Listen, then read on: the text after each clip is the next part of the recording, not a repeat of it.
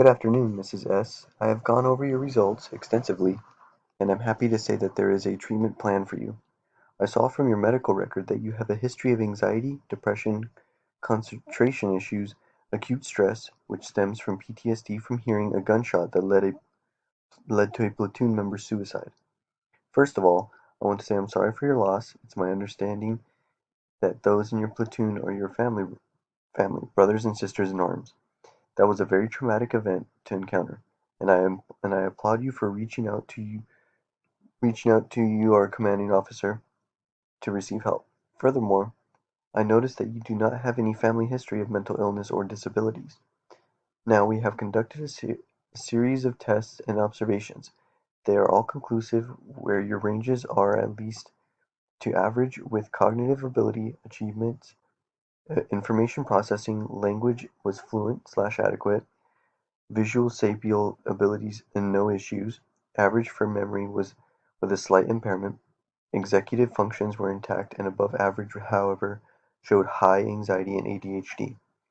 Your personality and mood testing showed that you scored rather high for anxiety, which can be a cause for her to have lower attention span.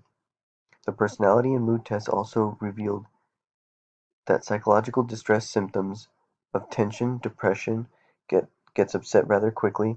Your scores revealed that you're an introvert and feel insecure that you are alienated from others. Your positive outlook on life is minimal and you don't take responsibility for your actions. The treatment I recommend would be your treatment will start with ADHD, anxiety, and depression medication followed with therapy twice a week. Your therapy is mandatory and cannot be skipped or canceled. The program must be completed. Once you have started your new prescriptions and therapy, we will retest you. I feel that once we get your anxiety under control, you will score higher in all areas, but especially math and English language. This alone will boost your confidence and get you on the mend. This treatment program will help you learn to adapt and incorporate these methods in your everyday life. Anxiety, depression, ADHD is a lifelong and require the proper coping mechanisms and medications to live a normal life.